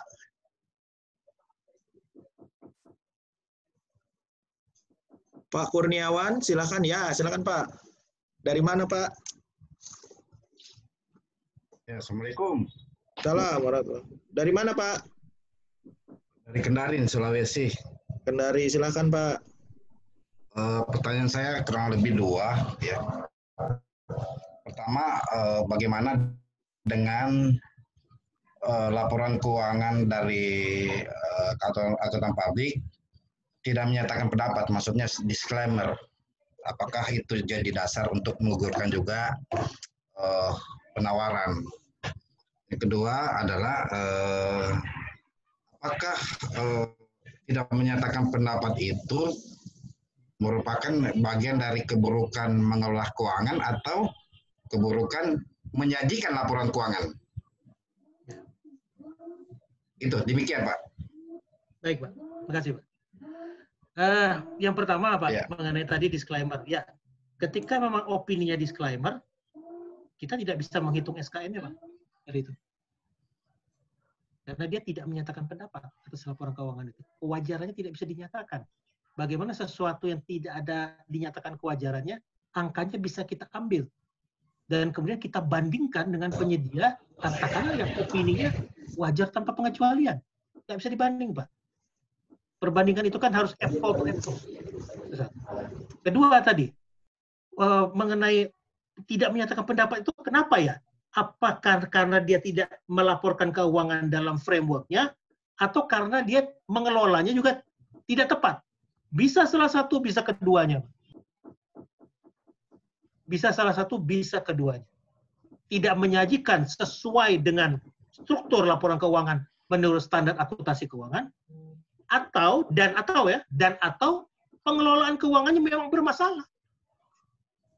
Jadi bisa salah satu, bisa kedua. Ya. Oke. Ya, bagaimana kalau dengan utang, Jelas, Pak? Utang, Gimana Pak? Utang. Kalau dia memiliki utang di bank, ya. Wah, Ya, dia memiliki tidak ada utang, perusahaan apakah yang bisa tidak berutang kan Pak? juga disclaimer. Jangan kita campur adukan antara disclaimer dengan utang. Baik, Pak, baik. Ya kan? Karena apa? Setiap perusahaan pasti berutang, Pak. Dan bahkan proporsi antara utang dengan modal biasanya bisa 2:1, lebih banyak utang. Dan itu tidak masalah sama sekali. Boleh-boleh saja, tidak masalah sama sekali perusahaan berutang, bukan berarti perusahaan berutang tidak sehat. Tidak. Kalau kita lihat di buku capital budgeting atau di buku manajemen keuangan, berutang itu termasuk salah satu yang dianjurkan agar biaya modal mengecil. Agar terjadi penyebaran risiko. Jadi tidak masalah, Pak. Tidak bisa kita kaitkan antara disclaimer itu dengan karena dia berutang. Tidak ada kaitan sama sekali. Ya, siap. Jadi nggak masalah utang selagi laporannya tidak disclaimer ya, Pak? Iya, silakan saja. Iya. Baik. Berikutnya Pak Hardan Sofian.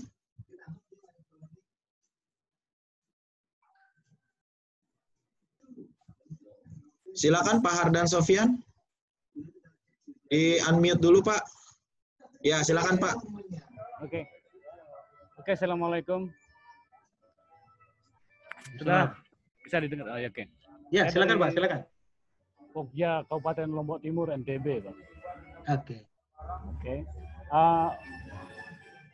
Statement terakhir bahwa kita hanya bisa menerima data dari penyedia. Ya. Kalau kasusnya begini, penyedia tidak melaporkan pekerjaan yang sedang progres. Ya. Tetapi pekerjaan dimasukkan dari daftar yang pengalaman. Ya. Tetapi dalam pekerjaan itu ada pekerjaan yang in progress ternyata. Ya.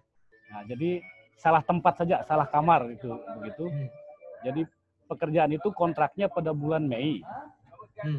Nah, dikerjakan 180 hari. Tentu pada saat kami mengevaluasi bulan Juli, pekerjaan itu in progress.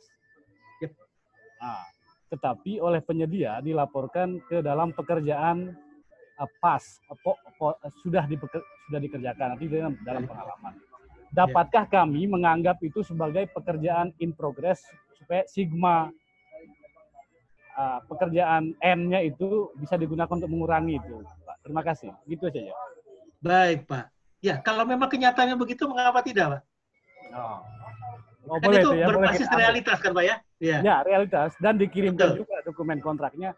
Tetapi di daftar pekerjaan yang sedang dilakukan itu nihil. Ya. Dan silakan. satu lagi. Di daftar pekerjaan yang sudah dikerjakan itu nihil juga. Tetapi penyedia mengirimkan kami dokumen SPK-nya. Kan ada dokumen SPK dalam bentuk PDF. Ya. Nah, di dokumen kontrak itu kontrak progresif sedang dilakukan, tetapi di dalam daftar pekerjaan sudah dilakukan itu tidak diisi. Bisakah kami gunakan data itu sebagai pengurang atau N-nya itu? Ya, bisa. Boleh. Terima kasih. Kami sudah lakukan itu dalam evaluasi minggu lalu. Alhamdulillah. Kalau memang datanya ada pada Bapak ya bisa. Ya, kan kita dikirimkan juga kontrak PDF berupa PDF-nya. Hanya dia tidak memasukkan ke dalam daftar pekerjaan yang sedang dilakukan. Oke, terima kasih banyak. Segitu saja. Assalamualaikum dari NTB.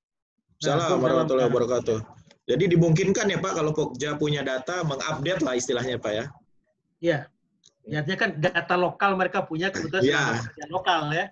Sebenarnya itu sama kayak SKP kan, kadang tidak menyampaikan tapi kita dapat ya kita kurangin sendiri gitu kan. Betul. SKP. Nah, baik, lanjut ke Ibu Suminarsinah Bu. Silakan Bu di unmute. Nah, silakan Ibu. Dari mana Bu? Terima kasih. Assalamualaikum warahmatullahi wabarakatuh. Saya dari UKPBJ Provinsi Jawa Timur. Pertanyaannya sederhana, tapi kalau tidak saya tanyakan dan saya tidak dapat jawabannya itu akan menjadi penasaran gitu ya Pak. Sebetulnya faktor perputaran modal ditentukan koefisiennya 7 dan faktor likuiditas 0,6 itu didapat dari mana? Asumsi angka itu dasarnya apa gitu ya Pak? Itu yang pertama. Terus yang kedua, SPT, kita kan minta SPT pajak tahun terakhir gitu ya Pak. Nah, peserta tender menyampaikan itu, tapi dalam keterangannya tertulis ada kurang bayar misalnya. Itu apakah mempengaruhi terhadap pemenuhan persyaratan SPT pajak terakhir? Kemudian perlu ini saja penegasan tadi ya Pak ya. Apakah laporan keuangan yang opininya wajar tanpa pengecualian saja yang bisa kita hitung SKN-nya? Seperti itu saja Pak. Mohon pencerahannya. Terima kasih. Baik Bu. Silakan. Baik Bu. 3 pertanyaan ya. Kalau melihat dari segi opini, memang yang bisa kita hitung SKN hanya 2. Yang wajar tanpa pengecualian dan wajar dengan pengecualian. Sedangkan yang tidak menyatakan pendapat dan tidak wajar, tidak bisa dihitung SKN. Baik Pak, terima kasih. Yang kedua, mengenai SPT tadi. Mengenai SPT tadi, Ibu mengatakan kalau kurang bayar apa berpengaruh? saya sebetulnya ada pertanyaan yang lain lagi. Kalau lebih bayar apa berpengaruh? Kan gitu ya. Karena SPT itu posisinya bisa 3. Lebih bayar, kurang bayar, dan nihil. Arti kurang bayar adalah ada yang harus dibayarkan lagi. Arti lebih bayar adalah sudah kelebihan bayar. Kalau nihil artinya yang dibayarkan sudah sesuai dengan hitungan. Sepanjang dia punya bukti, sudah melaporkan, artinya itu sebenarnya sudah dibayarkan. Jadi tidak berpengaruh sama sekali. Tidak pengaruh sama sekali. Hanya mengenai posisi yang dinyatakan oleh Direktur Jenderal Pajak. Jadi yang namanya kurang bayar, lebih bayar atau nihil itu adalah posisi dari sudut pandang Direktur Jenderal Pajak. Itu yang perlu kita pahami sama-sama. Ya kalau kita mau bahas lebih dalam di kesempatan lain lah kita bahas itu mengenai membaca SPT. Itu ya. Nah, itu. Terus Ibu tadi tanya mengenai tadi FL dengan FB itu ya. Wah itu sebetulnya pertanyaan menarik yang sudah lama sekali saya tanya dan kayaknya yang ngajar juga banyak yang nggak ngerti itu Bu bagaimana. Karena terus terang itu faktor given yang mesti gitu ya, kita telusuri mungkin puluhan tahun ke belakang. Kenapa begitu angkanya? Itu perlu kita kaji literatur dan bikin jurnal tentang itu. Jadi kalau sekarang ya kita nikmati aja deh angka itu. Iya, baik Pak. Baik. Terima kasih Bapak. Baik, Pak Muji mau menambahkan Pak, pajak nih Pak. Kita kan bukan tukang pajak ya Pak. Terus saja terus. Terus oke, siap. Silakan. Siap. Baik, berikutnya Pak Widiatmoko Pak, silakan Pak. Silakan Pak Widiatmoko. Ya, siap. Okay. Kami akan menanyakan dari mana Pak? Okay. Dari Kabupaten Pemalang, Jawa Tengah. Silakan BPJ. Ini terkait Pokja dalam mengevaluasi teknis. Dalam evaluasi itu kan selain evaluasi terhadap SKN, ada persyaratan lain seperti peralatan, seperti personil manajerial. Yang kami tanyakan, apakah laporan keuangan yang disampaikan itu bisa digunakan untuk keperluan lain dalam mengklarifikasi peralatan. Katakan misalkan dalam laporan keuangan itu kan menyebutkan punya alat dan sebagainya. Kemudian dalam persyaratan ternyata dia memberikan penjelasan informasi yang berbeda. Dalam SKN misalkan alat milik sendiri, ternyata dalam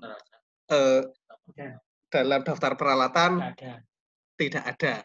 Mohon pencerahan dari Pak Yahya. Terima kasih, Pak. Ya, pertanyaan Pak Widi ini lebih advance ya. Iya, Pak. Jadi sebetulnya saya sudah lama mengatakan bahwa laporan keuangan itu sebetulnya bukan hanya digunakan untuk menghitung SKN saja.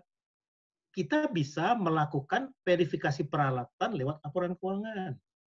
Bahkan kita bisa melakukan verifikasi personil manajerial lewat laporan keuangan. Hanya bagaimana memanfaatkannya. Singkatnya gini Pak, kalau tadi Bapak katakan peralatan. Peralatan itu kan letaknya di aset tetap. Kalau kita lihat di laporan keuangan. Jadi nanti Bapak harus lihat di neracanya atau di laporan posisi keuangan. Bapak juga harus lihat di catatan atas laporan keuangan. Untuk mengidentifikasi alat-alat utama yang Bapak masukkan di dalam LDK atau di dalam LDP. Ada problem? Ada. Problemnya seringkali di aset tetap itu, akuntan publik menyatakan secara global, tidak secara detail. Baik itu di neraca atau laporan posisi keuangan, ataupun di catatan atas laporan keuangannya. Jadi ketika Bapak periksa catatan juga nggak ada. Biasanya hanya ada apa? Peralatan sekian miliar. Hanya itu. Sedangkan yang Bapak mau cari itu bukan peralatan. Misalnya apa? Ada apa misalnya ya? Ada apa sih yang dibutuhkan biasanya kalau untuk jalan itu? Seperti kan, bulldozer, seperti ya, bulldozer, ada yang lain-lain. Nah, itu bagaimana? Nah, sedangkan di situ adanya hanya total peralatan. Di catatan, Bapak harus melakukan konfirmasi ke akuntan publiknya yang bersangkutan untuk menanyakan apakah peralatan sebesar 25 miliar ini di dalamnya ada bulldozer, ada ini, ada itu. Nah, itu Bapak tanya. Kenapa? Karena memang tidak dinyatakan di laporan keuangan, tapi ada di kertas kerjanya. kertas kerja yang untuk mendukungnya. Jadi Bapak harus konfirmasi khusus ke sana untuk menanyakan, apakah alat-alat ini ada di dalam total dari nilai itu. Mesti dibuat Pak kalimatnya ya. Nah itu harus praktek langsung Pak bikin kalimatnya untuk mendetailkan itu gitu. Itu memang bisa jadi alat bunuh itu Pak. Iya, karena ketika ditanyakan ke auditornya ternyata 25 miliar itu tidak ada bulldozer, kan tewas Pak. Jadi sebetulnya penyedia itu nggak bisa lari kemana-mana lagi dengan ada laporan keuangan. Karena bisa kelihatan alatnya memang betul-betul ada atau tidak, dan personil manajerialnya bisa kelihatan betul-betul karyawan tetap atau tidak. Semuanya kan bukti kepemilikan personel. Bukti ini iya. Karena Bapak bisa lihat di gaji. Datanya iya. Iya. Data perusahaan itu di lapor tidak tinggal. Betul. Jadi laporan keuangan itu bisa dimanfaatkan secara luas, Pak. Bisa jadi alat bunuh, Pak. Oh. Bisa bermata dua ya, Pak Yahya ya. Iya, Pak. Baik. Ya, waktu tinggal 2 menit nih, Pak Yahya, Pak Muji, masih ada yang 5 raise hand. Bisa kita lanjut pertanyaan berikutnya ya Pak Yahya ya. Ya, berikutnya dari Pak C ini, silakan Pak C. Pak Arthur Halik Razak. Ya, terima kasih Pak Rangga. Siap. Saya sudah siap-siap tadi udah mandi, udah make up karena mau ikut Pak Yahya ini. Terima kasih Pak Muji, Pak Prof udah diizinkan. Nah, mungkin saya sebagai bukan ahli keuangan kan. Nah, ketika diminta pendampingan, nah misalnya nih Pak, kan di dalam laporan keuangan itu ada kantor yang membuat itu sudah tidak terdaftar ataupun sudah tidak di dalam daftar OJK itu sudah tidak terdaftar atau tidak valid lah kan, itu berarti kan gugur kan. Nah, yang pertama yang saya belum ini Pak, bahwa aturannya itu ketika seumpamanya bahwa daftar kantor akuntan publik yang menandatangani laporan keuangan tidak terdapat dalam OJK sesuai dengan aturan-aturan yang mana. Itu yang pertama Pak. Terus yang kedua bahwa perhitungan SKN hanya kepada laporan audit dari opini wajar dengan pengecualian dan wajar tanpa pengecualian. Kan? Nah, ini aja Pak, dua ini aturannya mana kalau umpamanya dia nggak terdaftar di OJK, gugur karena ini kan. Jadi kami bisa memberikan argumen bahwa dia gugur karena di dalam aturan ini sudah diatur. Ya. Kan? Siap. Demikian Pak Nur Yahya, terima kasih banyak. Ya. Siap Pak. Pertama saya ingatkan kembali bahwa daftar akuntan publik di Indonesia itu paling tidak ada 3 daftar. Pertama ada di BPK, yaitu akuntan publik yang bisa mengaudit entitas pemerintah. Maka mereka terdaftar di BPK. Saya ingatkan jangan pakai daftar ini. Karena dia peruntukannya untuk mengaudit entitas pemerintah. Yang kedua, terdaftar di OJK. Khusus untuk akuntan publik yang bisa mengaudit perusahaan masuk bursa atau perusahaan yang sudah go public dan mengaudit entitas keuangan seperti bank atau asuransi atau dana pensiun. Khusus itu, 4 hal itu. Saya juga ingatkan jangan pakai daftar ini karena itu sangat khusus. Yang saya infokan bahwa yang digunakan adalah daftar yang ada di Institut Akuntan Publik Indonesia atau yang ada di P2PK Kementerian Keuangan. Yaitu yang tadi ada slide saya, yang ada di direktori. Kenapa? Karena itu daftar yang bersifat umum. Seluruh KAP ada di daftar itu asalkan dia masih berizin dari Kementerian Keuangan. Ini daftar yang sifatnya lebih luas, lebih umum. Kalau tadi daftar OJK atau daftar di BPK sangat khusus. Banyak KAP yang tidak masuk dalam daftar itu. Jadi saya ingatkan sekali lagi, gunakanlah daftar yang ada di direktori IAPI. jangan daftar lain. Tuh. Itu satu. Kedua, tadi mengenai opini tidak menyatakan pendapat dan opini wajar, tidak wajar. Ya memang aturannya nggak ada. Tapi keilmuannya mengatakan begitu. Kita harus pahami apa arti opini tidak menyatakan pendapat dan apa arti opini tidak wajar. Nah, di slide saya tadi ada. Apa artinya? Ya, kalau tidak wajar, artinya laporan keuangan disajikan secara tidak wajar. Kalau tidak menyatakan pendapat, artinya tidak bisa diketemukan cukup bukti untuk menyatakan pendapat. Bagaimana angka itu bisa kita gunakan? Itu murni pemahaman ilmu audit. Nggak ada aturannya itu. Murni pemahaman ilmu audit. Di sana. Apa arti opini itu? Jadi memang tidak akan dinyatakan dalam aturan itu. Karena itu murni ilmu audit, ilmu auditing. Apa arti dari opini tersebut? Mesti dibaca di standarnya, oh ini artinya. Demikian kiranya Pak Atur. Siap. Mudah-mudahan jelas Pak C. Jadi ya, sudah 16.33 ini, gimana Pak Yahya? Pak Muji. Habis waktunya nih. Ya, terserah Pak Muji aja saya. Terserah Pak Muji aja. Menarik soalnya. Ya. Semakin lama semakin pusing nanti. Ngopi dulu Pak. Tahu. Baik Pak Nur Yahya, kami terima kasih atas kehadiran. Ya. Gimana suara saya jelas Pak? Agak jelas Pak, jelas Pak. Ya. Terima kasih Pak Nur Yahya atas kehadirannya dalam forum ini. Dan forum ini nanti akan di-upload di YouTube. Mungkin Pak Nur Yahya nanti akan banyak dilihat orang nanti. Yang saya tidak dilihat lah. Mudah-mudahan ini bermanfaat bagi kita semua untuk memahami Permen PUPR 14 tahun 2020. Ya, sekali lagi saya ucapkan terima kasih. Mudah-mudahan ini bermanfaat bagi kita semua, dan nanti menyampaikan materi-materi yang lain lagi lah, ya, yang berhubungan dengan bagaimana harga APS dan sebagainya, mungkin di situ ya, atau aspek-aspek audit, ya. Terima kasih. Saya teruskan kepada Pak Rangga. Siap. Siap. Makasih Pak Muji.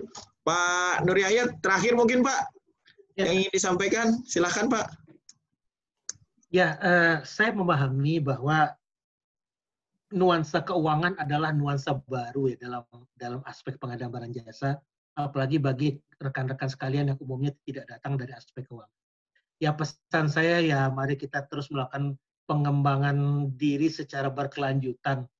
Tidak ada salahnya untuk belajar terus-menerus, dan ketika kita memerlukan posisi hukum terutama untuk meyakini mengenai khususnya keberadaan KP dan keaslian laporan audit, saran saya lakukanlah konfirmasi ke IAPI. Karena memang sudah ada sarananya di sana, dan sudah ada janji dari tim tersebut bahwa akan dilayani dengan batas waktu yang memang demikian adanya, silakan dimanfaatkan. Demikian dari saya. Ya, terima kasih Pak Yahya. Bapak Ibu sekalian, mewakili Muji Santosa Saya Pengadaan, kami mohon maaf ini tidak bisa mengakomodir semua yang ingin bertanya dikarenakan keterbatasan waktu. Memang sangat menarik sekali materinya. Mudah-mudahan di lain waktu kita bisa berjumpa kembali dengan Pak Yahya ya, dengan materi yang lain tentunya. Sekali lagi kami mengucapkan terima kasih atas kehadiran Bapak Ibu sekalian. Silakan diisi daftar hadir, dijawab 3 pertanyaannya sebagai bukti kehadiran dan juga untuk mendapatkan sertifikat. Dan diingatkan besok juga masih ada webinar bersama Muji Santosa Saya Pengadaan. Silakan bagi yang ingin bergabung, bisa lihat di FB-nya atau di grup-grup WA-nya mengenai kegiatan webinar besok. Itu saja Bapak Ibu sekalian, terima kasih. Mohon maaf jika ada kekurangan dari saya selaku moderator. Mudah-mudahan apa yang disampaikan oleh Pak Yahya menjadi amal kebaikan untuk Pak Yahya, menjadi ilmu yang pahalanya terus mengalir. Terima kasih, saya akhiri. Wassalamualaikum warahmatullahi wabarakatuh. Salam pengadaan. Waalaikumsalam.